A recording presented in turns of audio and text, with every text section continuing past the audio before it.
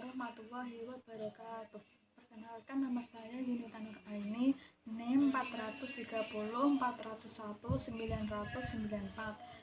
Saya dari kelas Filsafat Manusia D, Prodi Psikologi Islam, Fakultas Dakwah IAIN Salatiga. Di sini saya ingin mempresentasikan materi filsafat manusia ketiga, yaitu tentang badan dan jiwa manusia. Itu terdapat aliran monisme. Dalam filsafat manusia terdapat dua aliran yang melihat kedudukan badan dan jiwa secara bertolak belakang, yakni monisme dan dualisme. Aliran monisme adalah aliran yang menolak pandangan bahwa badan dan jiwa merupakan dua unsur yang terpisah. Aliran ini menyatakan bahwa badan dan jiwa merupakan satu substansi. Keduanya merupakan satu kesatuan yang membentuk kepribadian manusia. Aliran monisme ini memiliki tiga bentuk, yaitu teori materialisme, teori identitas, dan idealisme.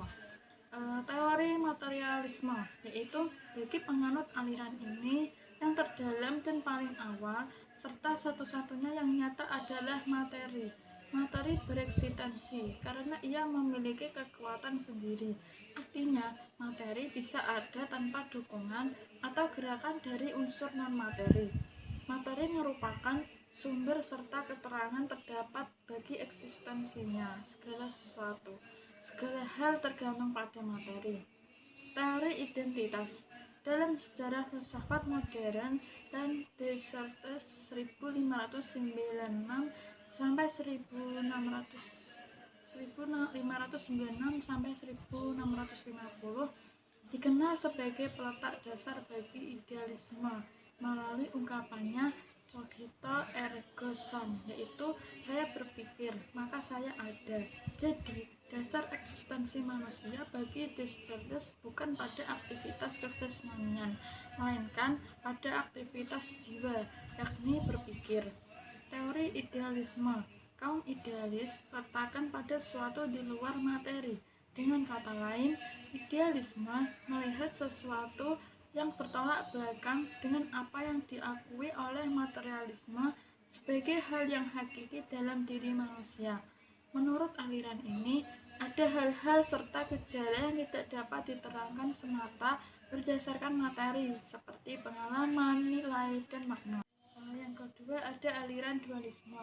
Aliran dualisme adalah aliran yang mengajarkan pandangan yang bertolak belakang dengan monoisme. Kalau monisme menyangkal badan dan jiwa sebagai dua substansi yang terpisah, dualisme justru mengakuinya. Dualisme memiliki 4 cabang berikut, yaitu interaksionisme, okasionalisme, paralelisme, dan epifenomenalisme. Interaksionisme memfokuskan diri pada hubungan timbal balik antara badan dan jiwa. Yang kedua, okasionalisme. Penganut aliran ini memasukkan dimensi ilahi dalam membicarakan hubungan badan dan jiwa. Terus yang ketiga, ada paralelisme. Aliran ini menjajarkan kejadian yang ragawi terdapat di alam, sedangkan sistem kejadian kejiwaan terdapat dalam jiwa manusia. Yang terakhir, epifenomenalisme adalah cabang ketiga dari aliran dualisme. Aliran ini melihat hubungan badan dan jiwa dari fungsi syaraf. Sekarang badan manusia.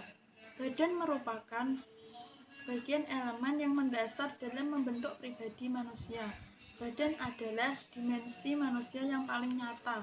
Dalam pandangan tradisional, badan hanya dilihat sebagai kumpulan berbagai identitas material yang membentuk suatu makhluk. Dalam pandangan ini, seluruh mekanisme gerakan badan bersifat mekanistik.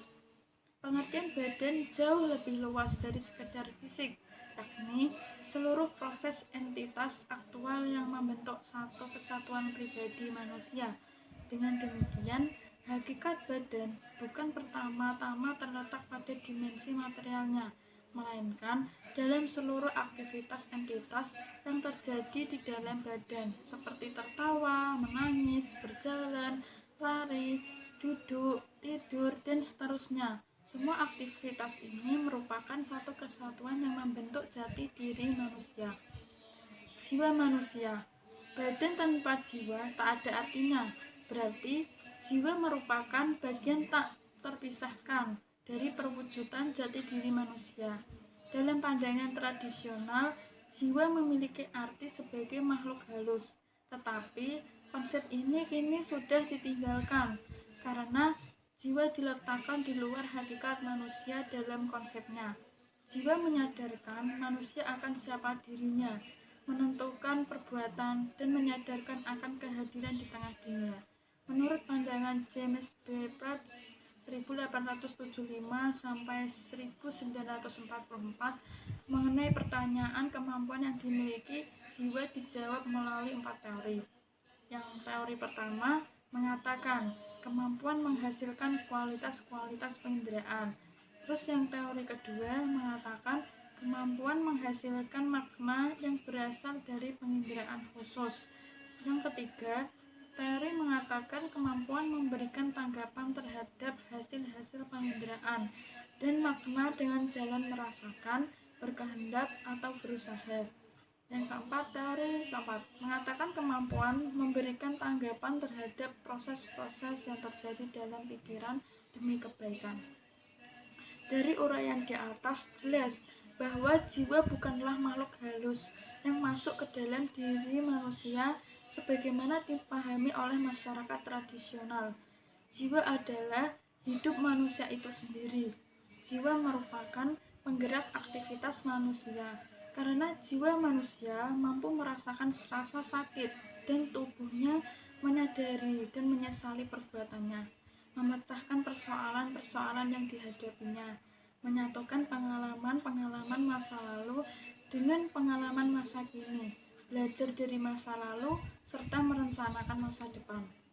Sekarang yang terakhir, kesadaran jiwa. Kesadaran jiwa adalah kesadaran yang lebih tinggi tingkatnya daripada kesadaran fisik. Karena kesadaran ini tidak lagi mempergunakan peranti-peranti fisik yang amat terbatas kemampuan dan usianya. Jadi, kemampuan kesadaran jiwa tidak dibatasi oleh alat-alat tubuh fisik dan panca indera kita. Sekian dari presentasi saya, kurang lebihnya mohon maaf. Wabillahi taufik wal hidayah. Wassalamualaikum warahmatullahi wabarakatuh.